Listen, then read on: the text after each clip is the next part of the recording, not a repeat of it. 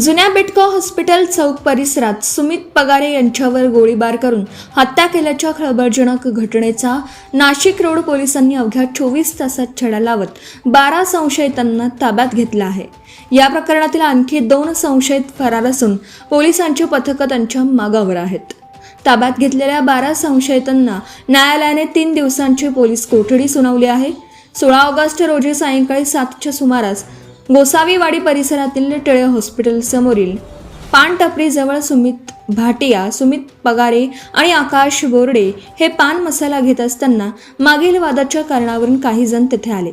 यावेळी राजेक शेख याने सुमित पगारे यांच्याशी वाद मिटवण्याच्या बहाण्याने हात मिळवला आणि त्यानंतर कमरेला लावलेली बंदूक काढून पगारे यांच्या पोटावर 2 गोळ्या झाडल्याचा आरोप आहे। गोळीबारात सुमित पगारे गंभीर जखमी झाले। त्यांना तातडीने रुग्णालयात दाखल करण्यात आलं, मात्र उपचारादरम्यान त्यांचा मृत्यू झाला। घटनेनंतर नाशिक रोड पोलिसांनी तपासाची चक्र वेगाने फिरवत सुमित भाटिया यांच्या फिर्यादीवरून 14 जणांविरोधात गुन्हा दाखल केला। पोलिसांनी अवघ्या 24 तासात कारवाई करत अर्जुन सुरेश पिवाल, मन्ना भरत गांगुर्डे, राजेक शेख, निशांत भारती, शाहीर शेख, आयुष भारती, अक्षत गोसावी, राजवीर गांगुर्डे, आशिष पिवाल, साद पठाण, अमोल उत्तम वाघ आणि पराग मिलिंद कुलकर्णी या 12 संशयितांना ताब्यात घेतला। राहुल सोनवणे आणि शिवा पिवाल हे 2 संशयित अद्याप फरार असून त्यांच्या शोधासाठी पोलीस पथकं रवाना करण्यात आली आहेत। दरम्यान ताब्यात घेतलेल्या 12 संशयितांना मंगळवारी नाशिक रोड न्यायालयात हजर करण्यात आलं। न्यायालयाने सर्वांना 3 दिवसांची पोलीस कोठडी सुनावली। त्यामुळे या प्रकरणातील गोळीबाराचे नेमके कारण, वापरण्यात आलेली शस्त्र आणि इतर आरोपींची भूमिका याबाबत पोलीस तपासाला वेग आला आहे। या गुन्ह्याचा पुढील तपास वरिष्ठ पोलीस निरीक्षक जितेंद्र सपकाळे यांच्या मार्गदर्शनाखाली नाशिक रोड पोलीस करीत आहेत। त्या का करण्यात आली होती आणि तपासात काय कसं दिनांक 16 ऑगस्ट रोजी रात्री साधारण 7 वाजण्याच्या सुमारास नाशिक रोड पोलीस स्टेशन हद्दीमध्ये गोसावीवाडी या ठिकाणी एक गोळीबाराची घटना घडली, ज्याच्यामध्ये यातील जो एक आरोपी आहे त्या आरोपीनं 2 राऊंड फायर करून एका व्यक्तीचा, ह्याच्यातलं नाव आहे सुमित पगारे, त्याच्यामध्ये खून केलेला आहे असं निष्पन्न झालं।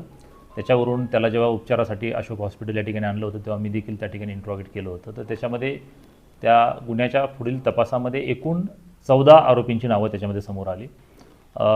या 14 आरोपींमध्ये बऱ्याचशा गुन्हेगारांची, म्हणजे जवळपास 10 गुन्हेगारांची पूर्वीची गुन्हेगारी पार्श्वभूमी आहे आणि 4 आरोपींची मात्र काही गुन्हेगारी पार्श्वभूमी असल्याचं दिसून येत नाही आहे। तर यांनी त्यांच्या काही पूर्ववैमनस्यातून याच्यामध्ये हा प्रकार केला आहे असं दिसून येतं आहे आणि सकृतदर्शनी याच्यामध्ये जे काही आरोपी आहेत, एकूण 14 आरोपींची नावं त्याच्यात निष्पन्न आहेत। त्याच्यापैकी आम्ही अद्यापपर्यंत 12 आरोपींना त्याच्यामध्ये अटक करण्यामध्ये यशस्वी ठरलेले, 2 आरोपी जे आहेत ते अजून फरार आहेत, त्यांचा देखील शोध त्या ठिकाणी नाशिक पोलीस घेत आहेत। सर, या हत्येमागचं नेमकं कारण काय होतं? कशामुळे पूर्ववैमनस्य जरी असलं तरी दुसरं काही कारण आलेलं आहे कसं? याच्यातला जो मुख्य आरोपी आहे तो आणि जो मृतक आहे तो, त्या मृतकाचा जो मोठा भाऊ आहे तो अद्यापही आपल्या नाशिक रोड कारागृहात आहे आणि पूर्वी 2023च्या एका गुन्ह्यामध्ये हे आतमध्ये होते आणि त्यावेळेस त्यांच्यामध्ये काय आर्थिक व्यवहार देखील झाले होते। सोबतच याला एक नाजूक संबंधांची देखील एक किनार आहे आणि ह्याच्यातून यातला जो मुख्य आरोपी आहे तो अर्जुन पिवाल आणि प्लस जे पगारे आहेत यांचे त्याच्यामधून वाद झाले होते आणि त्या वादामधून त्यांनी त्याला जेलमध्ये पण असताना त्यांची काही भांडणं त्यामध्ये झाली होती अशी प्राथमिक माहिती आहे।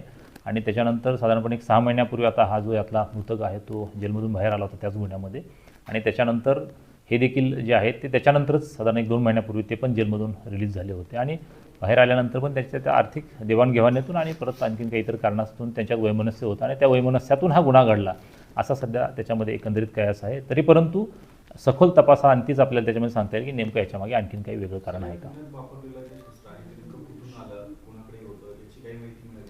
याच्याबाबत अद्यापर्यंत काही माहिती प्राप्त नाही आहे, मात्र याच्यामध्ये एक गोष्ट आहे की एक वेपन आहे, 2 राऊंड त्या ठिकाणी फायर झालेले आहेत आणि हे वेपन सीज केल्यानंतर त्याच्यामध्ये ते नेमकं कुठून आणलं होतं, कशा पद्धतीने ते प्रोक्यूर करण्यात आलं आणि त्याच्यामध्ये कशा पद्धतीचा मोडस ऑपरेंडी आहे किंवा कसा त्याचा कार्यपद्धती आहे याचा देखील आम्ही सखोल तपास त्या ठिकाणी करत आहोत। Subscribe now and press the bell icon. Never miss an update.